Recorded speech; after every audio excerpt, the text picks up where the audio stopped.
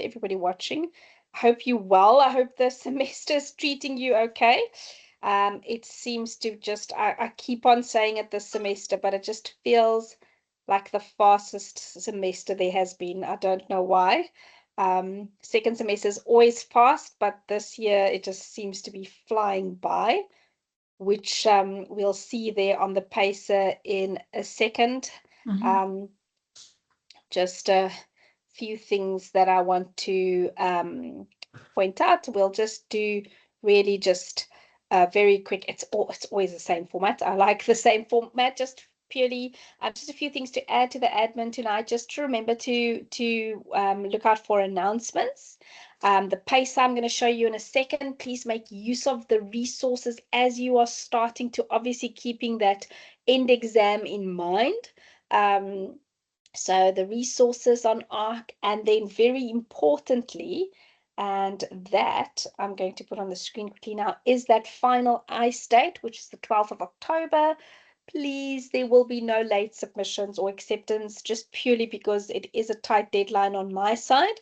But originally you were prepared to hand it in at the end of September. That was the tentative date. So at least you've been given a nearly additional 2 weeks to complete that. So please have it done by then. And from experience, I also know that the grade center does not extend ICE once my marks are in, it's done. So please make sure that you look at those ICE tasks. And then the pacer, you can see it on the screen there. It's way too small for me, so I'm just opening it on my side. There we are.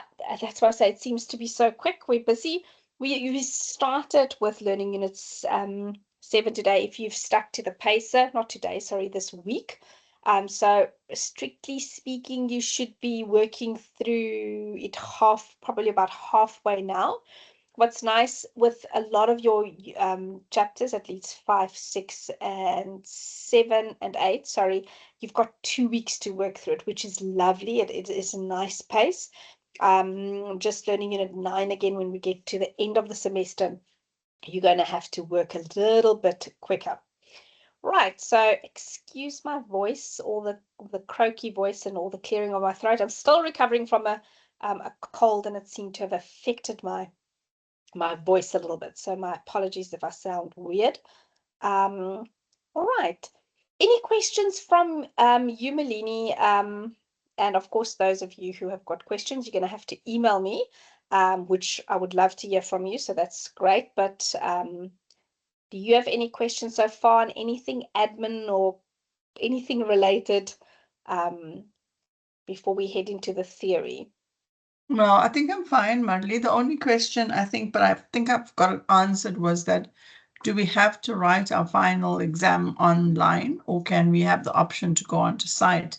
But I think it's something that I read that it is an optional. It's not that it's the only way to write. It's optional, but from last semester, the way I understood it last semester is you had to apply for it via VC Assist on a campus. So if it is something that you want to do, that you want to go onto campus, I'm speaking under correction. That's just how it was last semester, but it also does make sense just so that the campus is aware of, another person coming, making sure that they've got the right number of scripts. So it is more to, I would imagine, to notify the campus so that they've got a space available for you to sit and a paper printed out and everything for you. So that's the way I understand it. And even if I'm wrong, I'd rather let you apply unnecessarily than not apply, and then you've got a problem when you arrive at the venue. So I would do that. No problem. Thank you so much. Sure. And then you've got a written email stating that you can go and write whatever. You've got proof. I always like a lot of proof. So that's what I would do. If you haven't written on Dagga before, apparently it is quite nice and quite easy. Also from just what I've seen in terms of the training, but also the feedback from students. But whichever way, obviously, you prefer is what you prefer, how you prefer to. Okay, no. Maybe I must try just registering on Dagga and have a view of it before I make a final decision. But I don't want to get to a problem where I'm sitting on maybe it's a day we have load shedding or something goes wrong, and then you're sitting with other kinds of problems. But yeah, Yeah, thank you. I don't want to give you any technical advice because that's not my level of No, expertise. that's fine. But Thank it you. would probably be worth your while to play around a little bit, register and see what it's about. Because ultimately you are only in your second year of studying. Ultimately, it could be, by the time you in your third year modules that everything will be written on Douglas, because that's where we're moving towards. Okay. So it's All a right. Good. slowly phasing it in with certain modules. So yeah, so That's fine. it might be, but you might still be here when everything is written on Digger. No, that's fine. Thank you. Yeah. Okay, but yeah, that's also around the corner, hey? It's before we know it, we back in back in exam time, end of the year.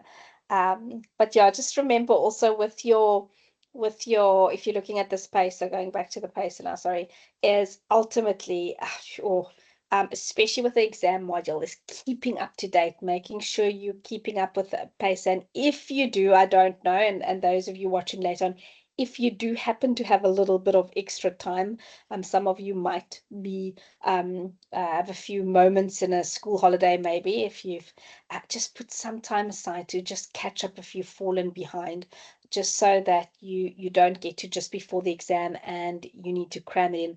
Last semester I actually had, I'm not sure if it was this module or the third year module, so I'm speaking under correction which module it is, but people emailing me the day before the time wanting to know if it's an open book exam.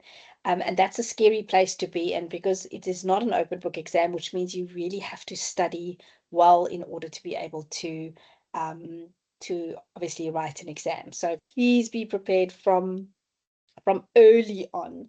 And it's not too late, but if people have fallen behind, it's now the time to start catching up to make sure you're up to date.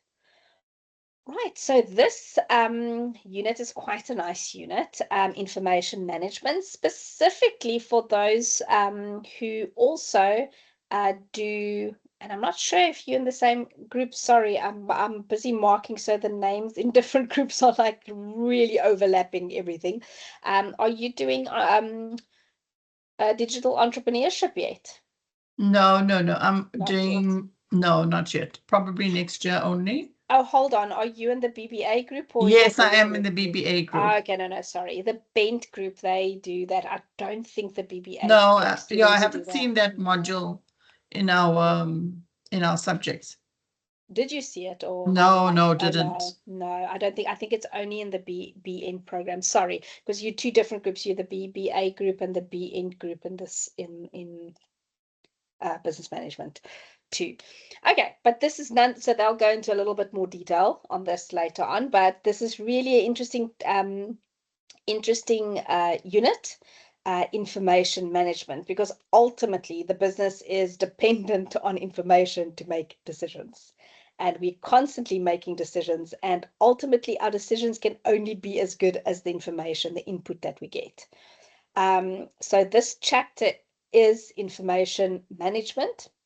And what information management is the organized way of collecting, storing, and using information to help the business make decisions, to help them to work better. And it really covers everything from storing the data, keeping it safe and up to date, to ensure that it's easy to find and it's easy to share. And by using technology, effective information management helps organization to make good decisions, and that would then, of course, lead them to perform better. So earlier on in the course, we looked at the analysis of the external environment, so your macro and your market environment. And an information system turns this raw information, for instance, that we found out about our macro and our market environment. The information system turns this into data that we can use. This raw data, it turns it into information that we can use in order to make decisions. So we need to obviously find the information. or the data, and then we need to transform it into something that we can use. So in first year, if you remember, you did an assignment in marketing. So in your marketing 5112, I think it was on vehicles, depending on which year your first year fell in, your first academic year when it fell in. But you did surveys. Do you remember that assessment where you created surveys? So it was when you the bike model, I think that was the it. bike, yes, that assignment. Yes. So each year it's the same assignment, it's just a different topic. So yeah, it was the cars. And so you went and looked for, and you found the information, that raw data you then turned into, or at least your tool that you used, whether it was a Google service or whatever, turned it into some information for you. It gave you some graphs and percentages of what your respondents said about certain topics. And that information you could then, strictly speaking, obviously it was an incredibly small sample, but you could use in order to make predictions or analyze trends or answer questions about your consumers. Now that's on an incredibly small scale, but that's what we do in business, is we find information one way or another, whether we do the research ourselves, or we get somebody else to do it for us, or we use existing information, data, and we turn it into information that we can then use to make decisions on. If our information is incorrect, then unfortunately our decisions are based on incorrect information. So it is important that we have good information. So if we look at the role of information in decision making, how does good information management impact decision making in an organization? How do you think good information management impact the decision making in the organization? I think it helps, one, you fight for you to understand what trends they were, for you to know how to plan around your forecasting. If you're looking at a new product, if you look at how the data should help you look at how that, almost allows you to plan for the future. And in terms of just managing, depending on what you're looking for, maybe if it's around HR, to look at trends in terms of absenteeism, to see what periods these things spike, etc. So I think data is helpful in various forms, whether in marketing, whether in terms of operations, etc., to look at productivity. So it serves many purposes, and it actually helps you. And then the more easily accessible and the more accurate your data is critical, because obviously if you're not using it, the data integrity is brought into question, then it does become a challenge. Absolutely. Yeah, so some interesting examples you use there. So some trends maybe in absenteeism and how that can affect, or how that would affect your productivity, but then also at the same time how you can influence that so that it doesn't affect your productivity, what strategies you can put in place based on the trends that you've seen. And so some examples. The second one, thanks for that. Some examples.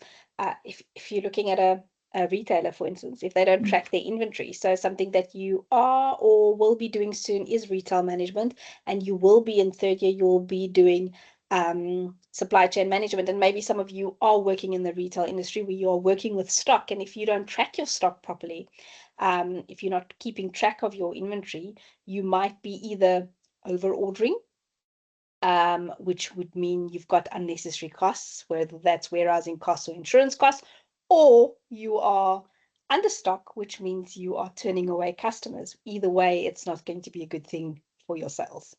So that's just also a simplistic example of how data can be used, or the lack of, or you also spoke about the integrity of the data, that it's current and up to date. If the information is not usable, or if it's usable but it's incorrect, then you are going to make wrong decisions, and that's going to cost you, of course, money again. What technologies do you think are used to manage information effectively in modern organizations? So maybe and it sounds like you may be in more of a HR function. I'm not too sure. Yeah, I am. Yeah. Mhm. Right. So what do you use? What technologies do you, or technology, which systems do you use? Well, yeah, we've got various, we've got, obviously they call them HR information systems. Being in HR and supporting operations, we also have access to data where we can look at efficiencies. And it's all about just making sure that your information that you put in is accurate. Um, in terms of like a payroll system, we use SAP, which is really a system where we upload all of our information on our employees, qualifications, things like some warnings, etc. So you're almost able to pull that very easily. From a bigger business perspective, we actually have a SharePoint where all of the information is loaded into different units, depending on whether it's operational information, whether it's health and safety, whether it's financial information. And from there, we use those tools. So different software tools, it's just different packages that we use depending on what the business area is. Yeah, right. So from my list, you've mentioned quite a few there of what you use. All right. So yes, ultimately it's very much industry dependent.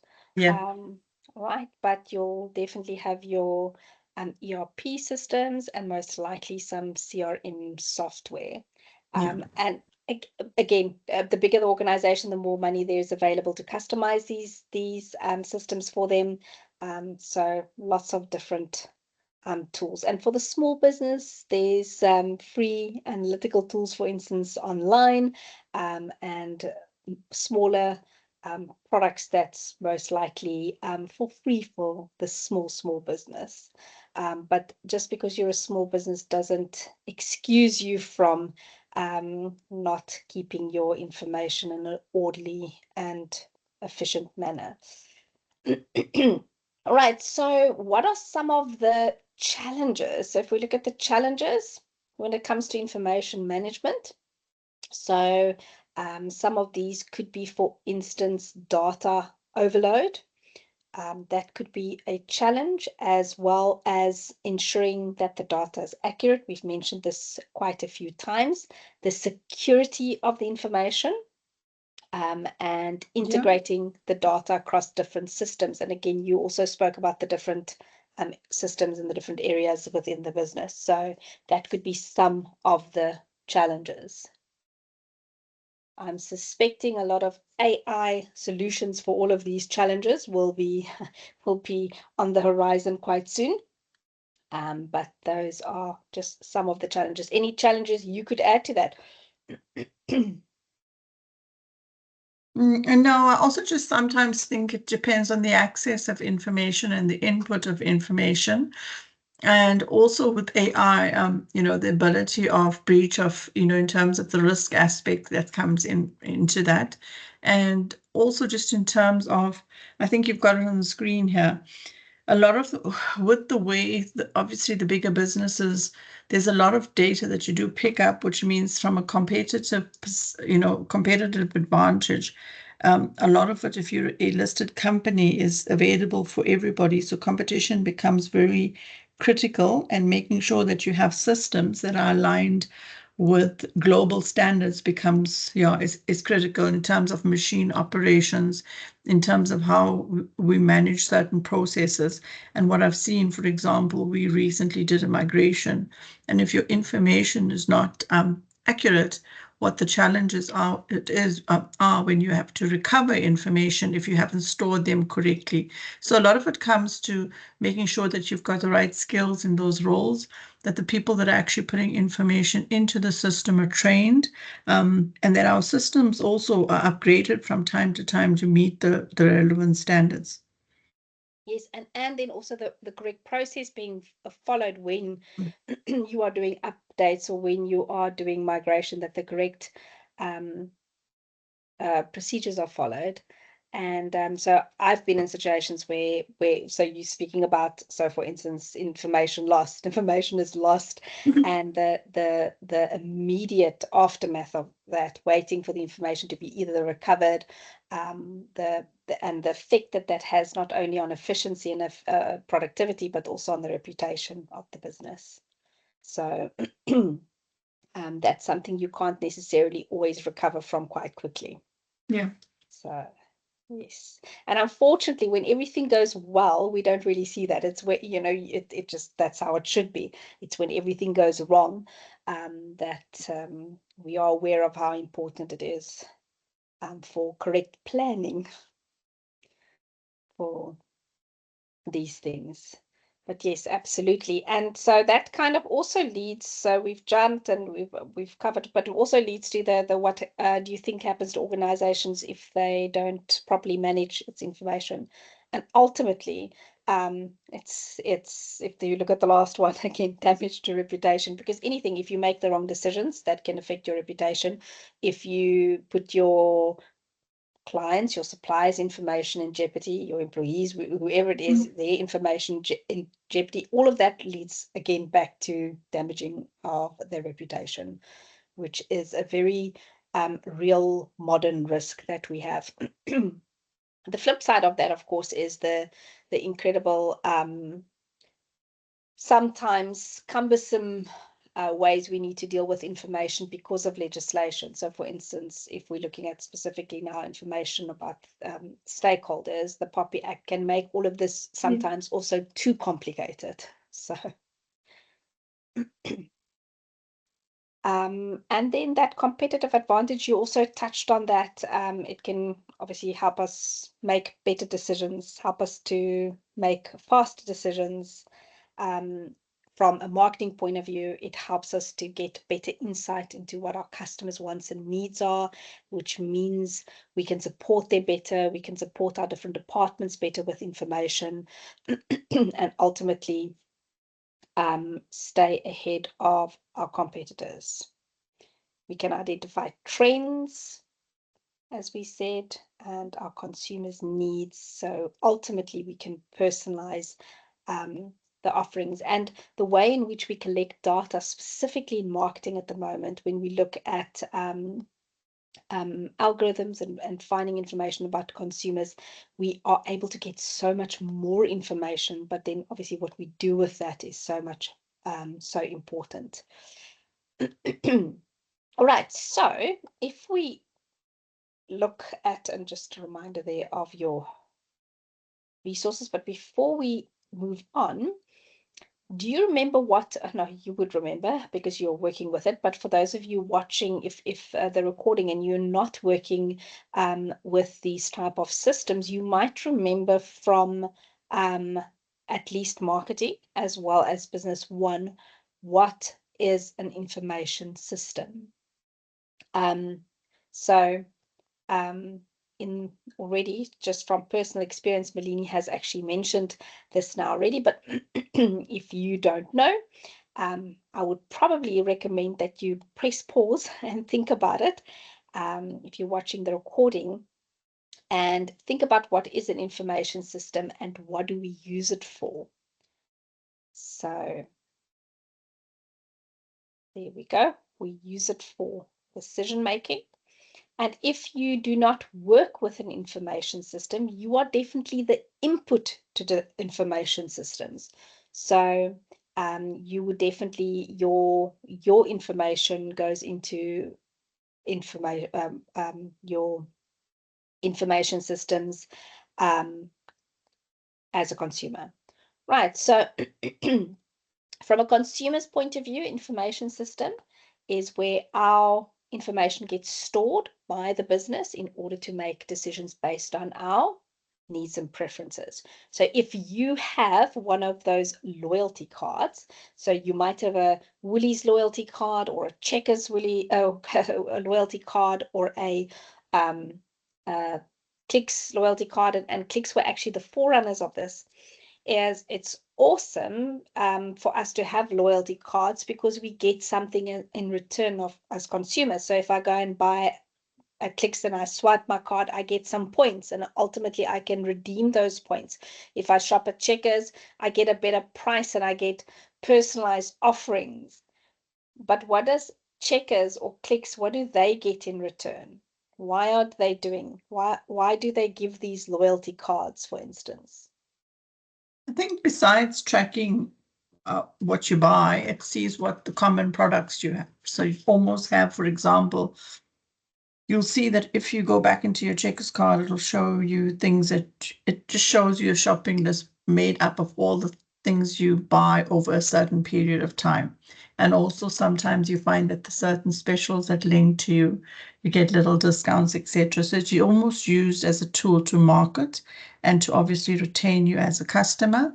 And then, yeah, it stores information about you in terms of it's got your ID number, etc. So it has, the demographics, it has other information that can be sourced to benefit, obviously, a retail store like Clicks or Discount, etc.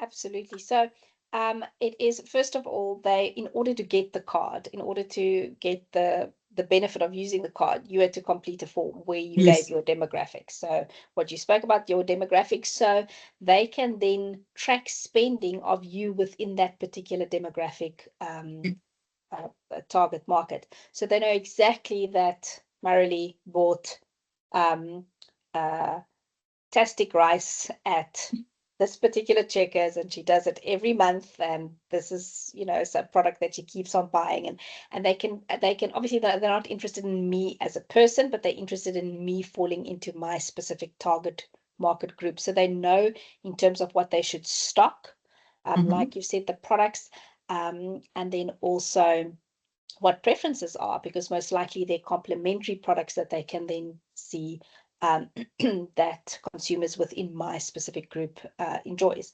So that's the great part for them, is they get to get information from me every single time I purchase, or every single time I actually just browse on the app, start looking at products and searching for products.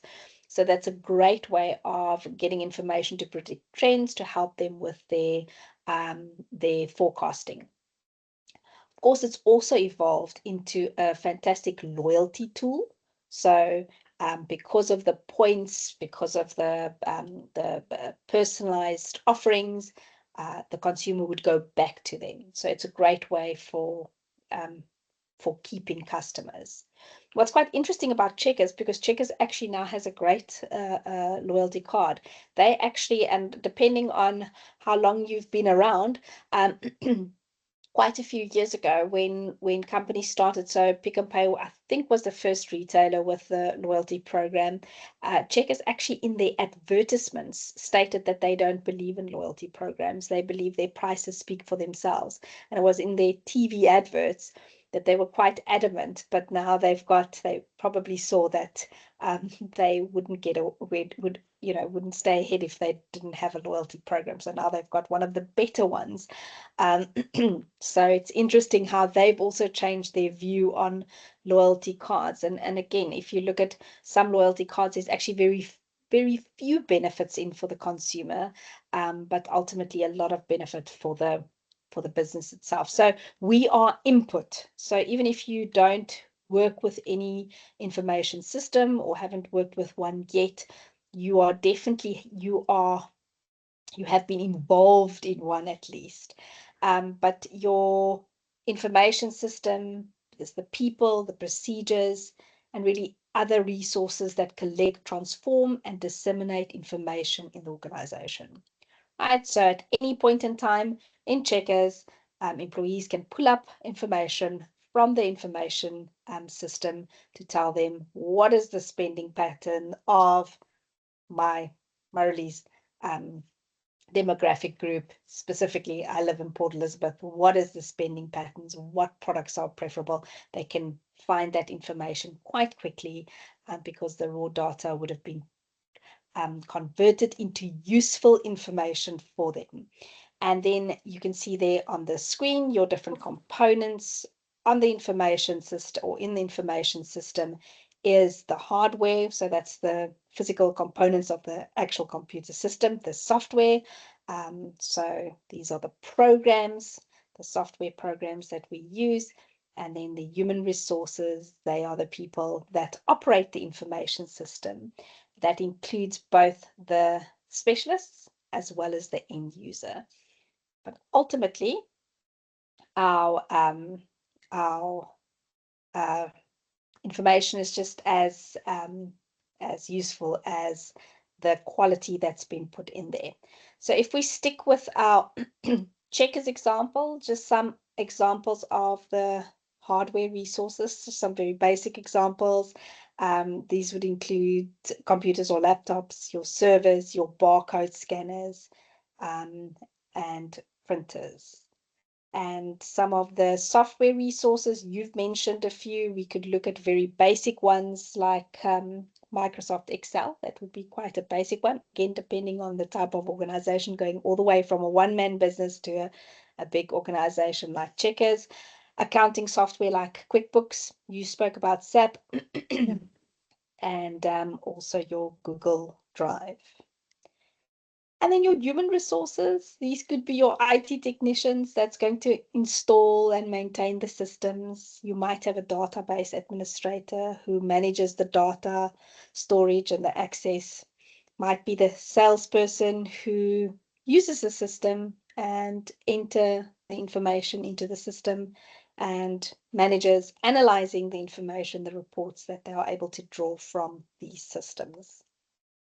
So that's quite simplistically explained. So again, that information system is a combination of the technology, the people, and the processes that collect, process, and store and distribute the information that's going to help us to make those good decisions and to ultimately make us more profitable. All right, so the picture in front of you represents quite two different types of businesses. So on the left-hand side, I don't know how clear it is, but that's supposed to be a picture of a small coffee shop, a small business, a coffee shop. And then on the right-hand side, we've got a much larger organization, much larger organization, which is, for instance, a motor manufacturer. You can see that they are building cars there. All right, so just a quick little exercise. So provide an example for each one on an information system that they will use. Now, there's a reason, obviously, why we've taken these two very different businesses. And if you are watching the recording, again, I would recommend that you press pause and see if you can answer this for yourself. But we're going to quickly look at how a small business and a large business can use different information systems. All right, so I don't know, Shane, you are really responsible for answering everything tonight, Malini. Sorry. Feel free not to answer. The pressure is really just on you. But I'm gonna try to answer. If I look at the picture on my right, which is looking like a vehicle, obviously something yes, that to do with either vehicle processing, I would think they need to have a process control system, something that says, okay, if you've done this step, so either maybe there's a part that is going to be automated and it will help us with that movement. So if I look at that process, but like in a coffee shop, even if it's a small coffee shop, like if it's having something like your transaction, so if you're using a speed point or if you're using something to capture your sales, they could also use a process to manage their stock levels, like a stock inventory system. So those are the things that I could think that we would use in both of those scenarios. yes, definitely. So your small business would be your point of sale system. So they'll have some form of a software in order to process their transactions, but at the same time, it would track the inventory. And it could also track their consumers' buying habits. So what products are more popular on which days? Which products do we sell more on which days? Or menu items. And definitely the large organization, your ERP system, definitely that, and they might even integrate it with their suppliers to ensure a smooth process when it comes to manufacturing. And it can even get so complicated that it's across, obviously, all of their different plants, if there's different plants in different locations. So if we then look at how they can use these or this information and then ultimately to make decisions, we can say, well, with the small business, the coffee shop, they can maybe, by tracking their consumers' spending over the week, they can maybe see that they really have a lot of sales of croissants on a Friday, which means that they need to bake more Yep. croissants on a Friday. So that could give them an indication that they don't run out, which means they don't lose out on sales. And they might even run promotions based on it because they know this is what consumers want. And then they could maybe spend a little bit more, maybe combining a coffee with a croissant for a specific price, but ultimately increasing their sales and not losing out on sales because they didn't bake enough. So they didn't prepare, their forecasting was incorrect. So very simplistic, but that is something that they could do. With a big organization like the one on the right, the car manufacturer, it can help them to forecast any supplier deliveries that could affect their production timelines. So if they can pick up that there are some delays with their suppliers, they can then maybe either go to a second supplier if they do have a backup supplier, or they can reroute their orders in order to avoid any downtime. So we see this a bit here on our side of the country. So as I said, I'm in Port Elizabeth. Obviously, we've got a harbour and we've got Volkswagen here. So if there's delays in any parts, immediately the rerouting of orders. So those people that's ordered from South Africa gets put maybe on the a little bit on the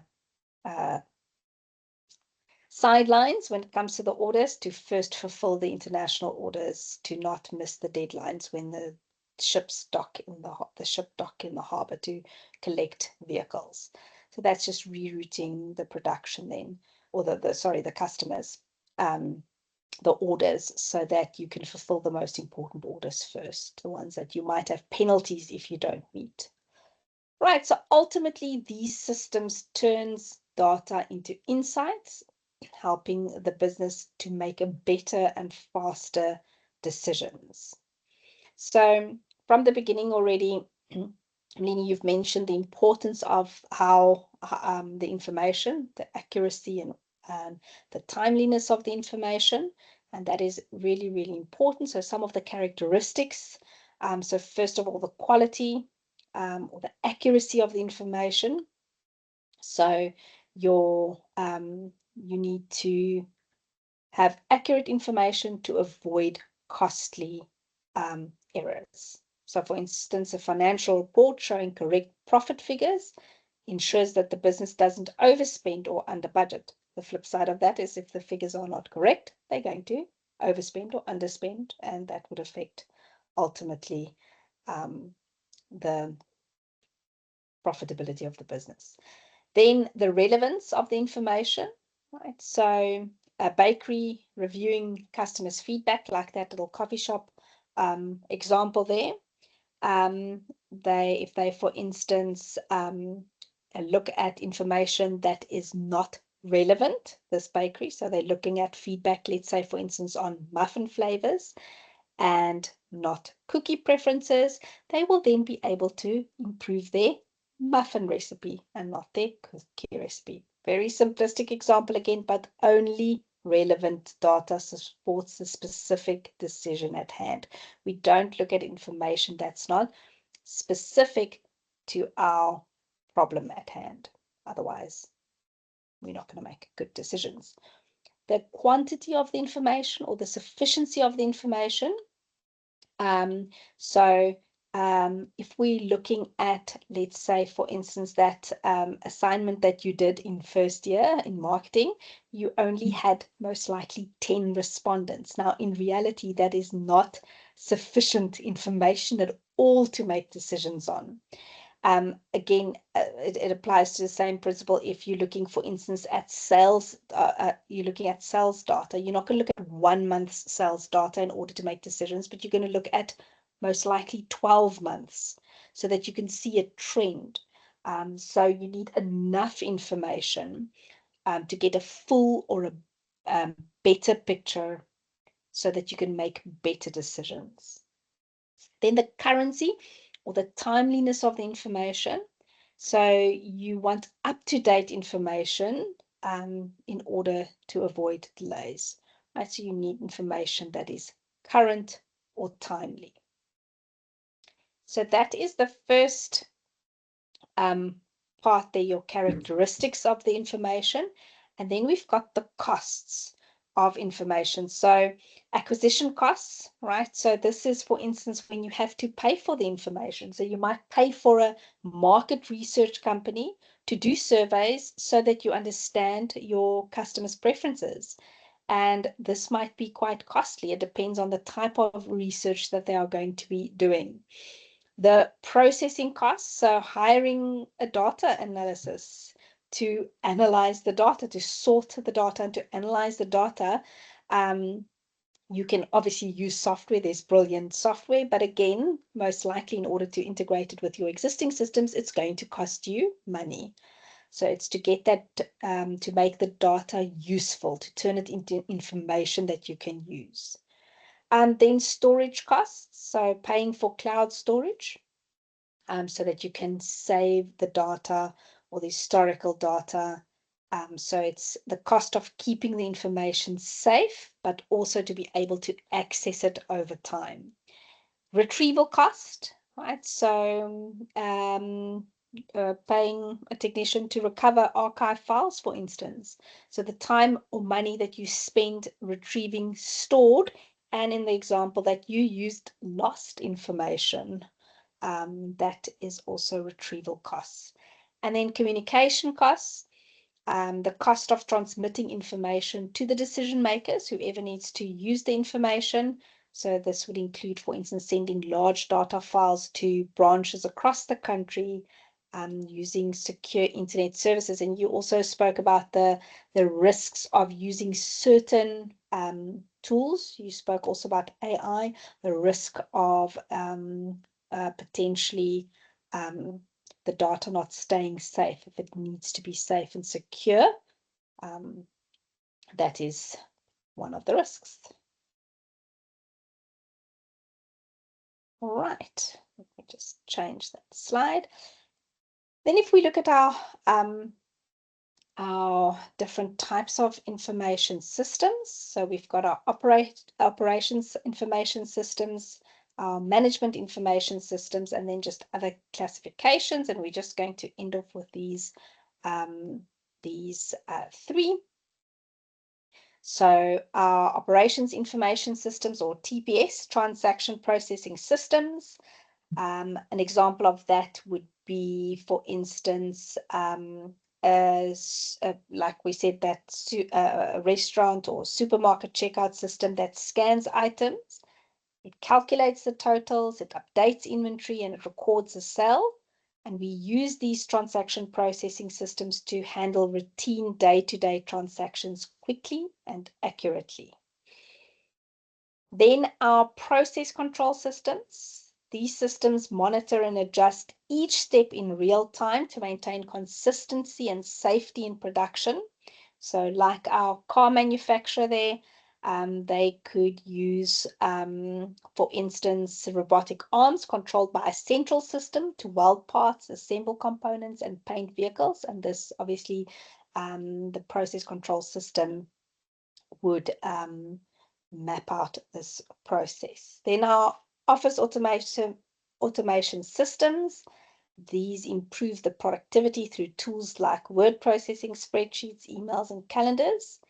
And an example of this would be a cloud-based email document system like your Microsoft 365, which is used by businesses to manage communications, meetings, and files. And I'm sure a lot of you would have experience with this. Then your management information systems. These are information reporting systems. For instance, firstly, this information reporting system helps middle managers monitor performance against spot trends. So these could be, for example, monthly sales report generated by, let's say, for example, a retail chain. showing sales by region and or product category. Then your DSS, your decision support systems, these help managers make data-driven decisions by modeling different scenarios. Example of this would be, for instance, a hotel pricing tool, and they will analyze booking data, looking at competitor rates and also demand to recommend optimal room prices. Right, so you'll see companies like booking.com, that is the type of system that they would use.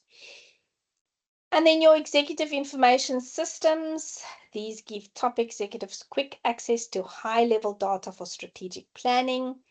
And an example of this would be a dashboard for CEO showing real-time KPIs like revenue, market share, and customer satisfaction. And then the other categories that you see there on your right-hand side, your expert systems. You could have, for instance, a MySyn. That's actually a medical expert system used for diagnosing. So if you're in the medicine field, you might have come across that, for instance. The business function system. So earlier on, already quite early on, already Melanie mentioned SAP, quite a popular system used by many of the large organizations. So that would be an example there, an enterprise resource planning system, ERP. And these systems integrate various business functions such as finance, HR, supply chain, customer relationship management onto one unified platform. Your information systems, so for instance, a Salesforce CRM, customer relationship management system that helps businesses manage customer interactions, it tracks sales, and it also gathers data to improve customer relations. Then you can also see the internet is another classification. So for instance, Google search engine that provide access to information and analytics. Extranet, this would be, for example, your supplier portal, which would be a private network that connects businesses with their suppliers, allowing them to access certain information such as inventory levels, orders, and payment details securely. So, our example there of the motor manufacturer, they'll definitely use that. So you need to really have a good supplier relationship where you are able to access each other's information in order for smooth operations. And this is very useful when you've got a lean management system, or what's used to be called just-in-time system. Intranet, right? So your company's intranet. So if you're working in a large organization, you most likely have an intranet. It's a private internal network used by employees within an organization for sharing your resources, your communications, and documents securely. For example, and again, Melanie has mentioned, most likely she's mentioned, well, not most likely, she has mentioned everything so far, but that she's in HR, so internal portal for HR policies, employee updates, things like that. And then our electronic commerce, the last one there. Our electronic commerce, so this would be, for instance, Amazon, which is an online platform where you can purchase goods and services, as you know, over the internet, and it represents business transactions conducted electronically between companies and consumers. So that's this chapter, really a nice chapter, interesting chapter. So hopefully you are either able to relate to this like Melanie has because of what she's working on. But otherwise, I would recommend you to use the resources as you're working through this unit. Then all that we have left, and that's all the other slides, as you can see the number of slides is, I've just placed the slides again for the pre-recording on the assignment 2 if you've got any questions. So obviously, if you're watching the recording, you're going to have to email me with your questions, which I would love to hear from you. That will be great. But Malini, do you have any questions? No, Marley, I have started it. Actually, I started it earlier today as well. Okay. Just so that I can, yeah, I've worked with the first half. And I think the recording that you've done does help tremendously because in terms of referencing where to find the pages, etc. So I think, yeah, no questions from my side. Okay. Oh, shame. But if you do have any questions, please drop me an email, just I like will. everybody else that's listening. And then thank you so much for joining. It was so lovely not speaking to myself. It was great to have you on and all your input. That was lovely. I hope you have a wonderful weekend. Well, only Thank you. after tomorrow, I suppose, but at least it's nearly here. Thank you very much. And Marley, just one question. Will we be Yeah. having a master class closer to the exam time? So exam prep session. Yeah, It like will, an yeah. exam prep session. It Okay. it would be the last session that we have. Mhm. So there isn't at the moment there isn't an exam brief.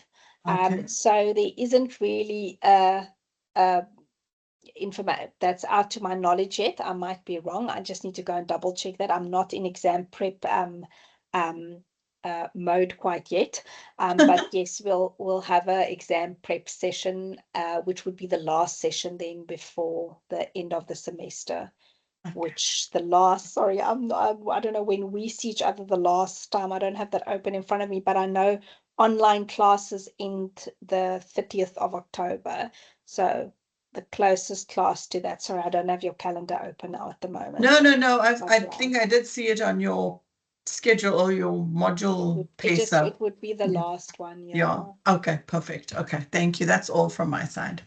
All right, you must have a Thank you. lovely evening. Thank you. Have a good evening, you You as well. too. Thanks, and Bye bye-bye. Bye. bye.